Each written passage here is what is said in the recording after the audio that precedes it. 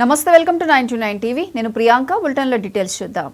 సినీ నటుడు సోనూ సూద్ ముఖ్యమంత్రి చంద్రబాబును కలిశారు. రాష్ట్ర ప్రభుత్వానికి ఆయన 4 అంబులెన్స్లు ఇచ్చారు.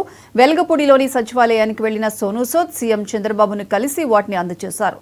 సోనూ సూద్ ఫౌండేషన్ తరపున ఇచ్చిన ఆ అంబులెన్స్లను ప్రారంభించారు. సీఎం ఆయన్ను అభినందించారు.